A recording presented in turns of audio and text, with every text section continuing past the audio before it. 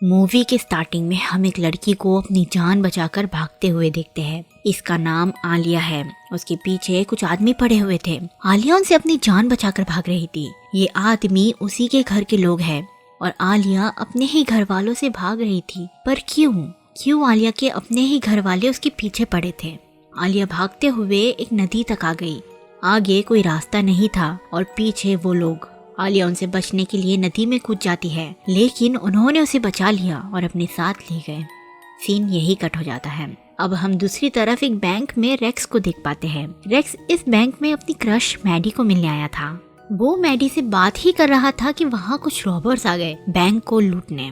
माहौल पूरा सीरियस हो गया, सब डर गए। रेक्स देखता है कि एक लेडी के बैग में गन है, लेकिन वो लेडी कुछ कर नहीं सकती थी, इसमें जान का खतरा था। दूसरी तरफ रेक्स को पता नहीं क्या हो रहा था। वो अजीब से मुंह बना रहा था, मानो वो खुद को कंट्रोल कर रहा हो, रोक रहा हो किसी चीज से। तभी वो लेडी का बैग रेक्स की गोद में आकर गिर गया। इसके बाद हम डायरेक्ट रेक्स को कोर्ट में देखते हैं, जहाँ जज उसे 8 साल की सजा सुना देते हैं रॉबर्स को मारने के लिए। हालांकि उसने सबकी जान बचाई थी और सब उसे हीरो ही मान रहे थे, लेकिन फिर भी उसे सजा हो जाती है 8 साल की। अब 8 साल के बाद रेक्स अपनी सजा काटकर जेल से बाहर आ गया था। वो फिलहाल एक मैगजीन को देख रहा था। इसमें उसकी ही फोटो थी।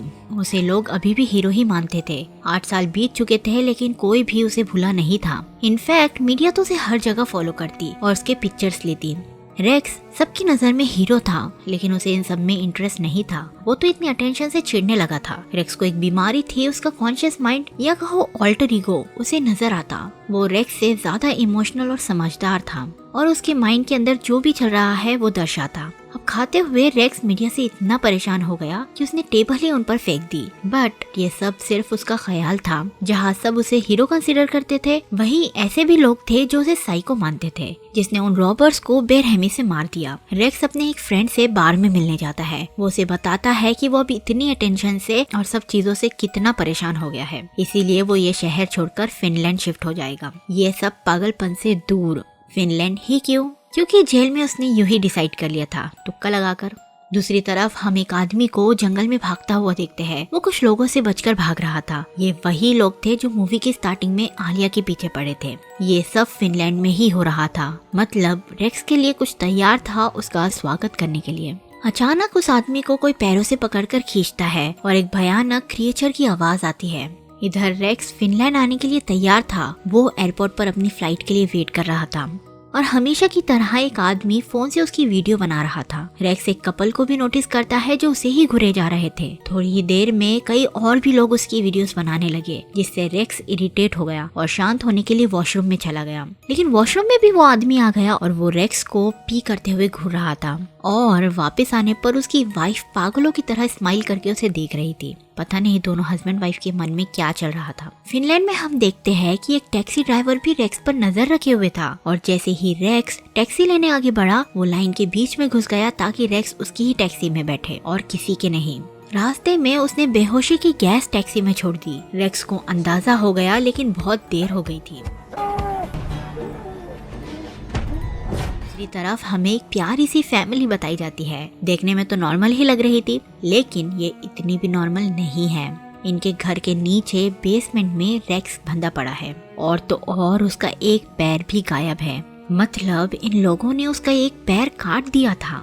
अब रेक्स को होश आया तो उसे एहसास हुआ कि उसका एक पैर तो गायब है। वो जैसे ही चिल्लाने वाला था, उसका मुंह कोई बंद कर देता है। दरअसल ये रेक्स का कॉन्शियस माइंड था जो रेक्स को चिल्लाने से रोक रहा था ताकि उसकी आवाज सुनकर कोई आ ना जाए। वो रेक्स की हालत देखकर उसके बदले खुद चिल्लाता है, क्योंकि कोई भी उसकी आवाज सुन तो नहीं सकता। और ऐसे में रेक्स का दुख भी बाहर आ गया। वो रेक्स से ज्यादा इंटेलिजेंट और समझदार है। उसने पूरी जगह को जांचा ताकि बाहर निकलने का रास्ता ढूंढ सके। रेक्स की हालत खराब थी, वो रो रहा था। उसका कॉन्शियस माइंड उसे कहता है कि ये काम उसी हस्बैंड वाइफ का है जो उसे एयरपोर्ट पर घूर रहे थे। वो अलग अलग रास्ते ढूंढ रहा था कि कैसे वहाँ से जान बचाकर भागे। रेक्स के हाथ रस्सी से बहुत मजबूती से बंधे थे और आसानी से खुलने वाले नहीं थे, इसीलिए उसका कॉन्शियस माइंड उसे सलाह देता है अगर कोई आए तो वो खुद की जान बचाने के लिए बेहोश होने का नाटक करे। वहाँ बहुत सारी साइकिल्स भी पड़ी हुई थी, जिससे उसने अंदाजा लगाया कि ये एक पूरी फैमिली का काम है, और उसका अंदाजा सही भी था। अब रात में ऊपर सभी लोग सो गए थे, लेकिन एक बच्चा जिसका नाम ओलावी था, उसके अंदर उनके नए विक्टिम को देखने की खलबली मची थी। इसीलिए वो नीचे बेसमेंट की तरफ जाता है। इधर रेक्स के पास टाइम था, इसीलिए वो रस्सी को मुंह से खोलने की कोशिश कर रहा था, लेकिन जैसे ही उसे किसी के आने की आहट हुई, वो फौरन बेहोश होने का नाटक करने लगा। लेकिन ये तो एक बच्चा था। अब रेक्स के पास अच्छा मौका था वहाँ से निकलने का।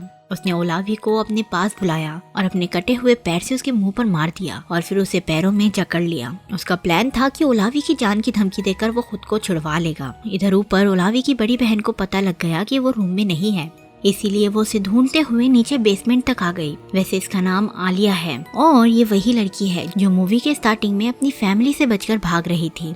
रेक्स आलिया को धमकी देता है कि उसे खोल दे, वरना वो ओलावी की गर्दन तोड़कर उसे मार देगा। आलिया बहुत डरी हुई थी और उसे खोलने ही जा रही थी, लेकिन उससे ज्यादा तो रेक्स घबराया हुआ था और पैनिक कर रहा था, जिस वजह से ओलावी उसे छूटकर नीचे गिर गया। उसके हाथ से इतना अच्छा मौका चला गया था और वो कुछ नहीं कर पाया। आलिया ओलावी को ऊपर लाती है। अब तक पूरी फैमिली को पता लग गया था। वो ओलावी को जल्दी से हॉस्पिटल ले जाते हैं। आलिया की माँ को लग रहा था कि आलिया ने ही उसके भाई के साथ ये सब किया है, इसीलिए वो उसे थप्पड़ मार देती है और वहाँ से चली जाती है। आलिया उन सबसे अलग थी और अपनी फैमिली से परेशान हो गई थी। खैर वो उसकी माँ के जाने के बाद अजीब सी स्माइल कर रही थी। क्योंकि वो रेक्स को पसंद करने लगी थी। उसे रेक्स पसंद आ गया था पहली ही नजर में। वो तो उसके साथ शादी के सपने सजाने लगी। ये रेक्स के लिए बहुत अच्छी बात थी, क्योंकि अब वो आलिया की मदद से भाग सकता है। पूरी फैमिली हॉस्पिटल में बिजी थी, इसीलिए आलिया रेक्स को फर्स्ट एड देने के लिए नीचे बेसमेंट में जाती है और उसके कटे हुए पैर पर पट्टी बांधती है। उसने रेक्स को अपनी दिल की बात बता दी कि वो उसे पसंद करने लगी है। आलिया अपनी फैमिली के बारे में बताती है कि वो कैसे लोगों का शिकार करते हैं, उन्हें जान से मारकर उनके हाथ पैर और शरीर उसके सबसे बड़े भाई को खाने के लिए दे देते हैं, क्योंकि वो एक कैनिबल है। उसे बचपन से ही एक अजीब बीमारी थी, जिससे वो इंसानों का गोश्त खाने लगा और ये पागल लोग उसका इलाज करवाने की बजाय उसे इंसान लाकर देने लगे।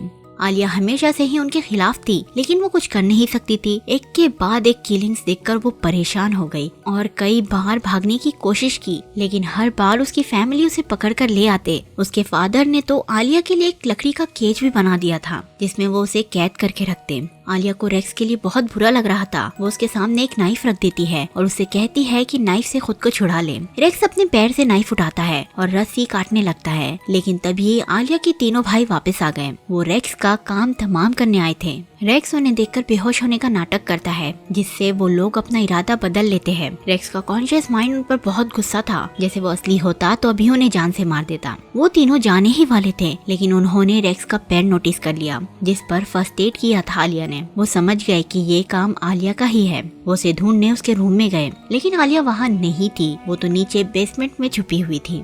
वो जाने ही वाली थी, लेकिन उसके भाइयों ने उसे देख लिया और बालों से पकड़कर उसे ले गए। एक ने रेक्स को इंजेक्ट कर दिया, जिससे रेक्स पागलों की तरह हंसने लगा। और वही हमें दिखाया जाता है जो 8 साल पहले बैंक में हुआ था। रेक्स के हाथ गन लगने के बाद उसने बहुत बेरहमी से हर रॉबर को मार दिया था। उसका कॉन्शियस माइंड उस पर भारी पड़ गया था, इसीलिए वो आउट ऑफ कंट्रोल हो गया। एक रॉबर ने मैडी को पकड़ लिया था। रेक्स उसे छोड़ने के लिए कहता है। मैडी को सही सलामत बाहर भेजने के बाद रेक्स का कॉन्शियस माइंड उसे उकसाता है उस रॉबर को मारने के लिए। रेक्स उस पर गोली चला देता है, जिससे रॉबर के हाथ में जो गन थी वो एक कबर्ड पर चल गई और कबर्ड में बैंक की एक एम्प्लॉय छुपी हुई थी, जिससे उसकी मौत हो गई। और यही वजह थी कि रेक्स को 8 साल की सजा हो गई। इसीलिए मैडी भी उसका इंतजार करके अपना टाइम वेस्ट नहीं करना चाहती थी और वो भी उसे छोड़कर चली गई। इधर रेक्स जब थोड़ा होश में आया तो वो देखता है कि कोई उसका दूसरा पैर भी काट रहा है।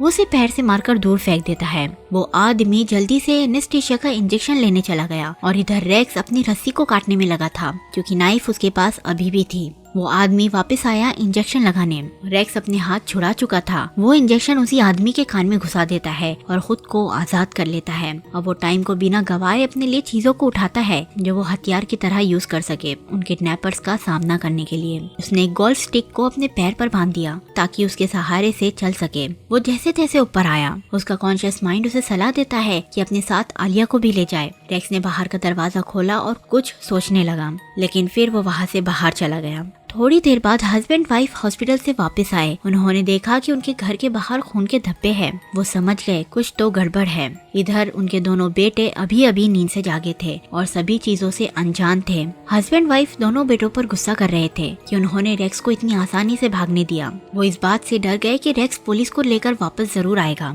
इसीलिए वो वहाँ से भागने का सोचते हैं। लेकिन तभी रेक्स, जो कि टेबल के नीचे छुपा हुआ था, एक के बाद एक सभी को जान से मार देता है नेल गन से।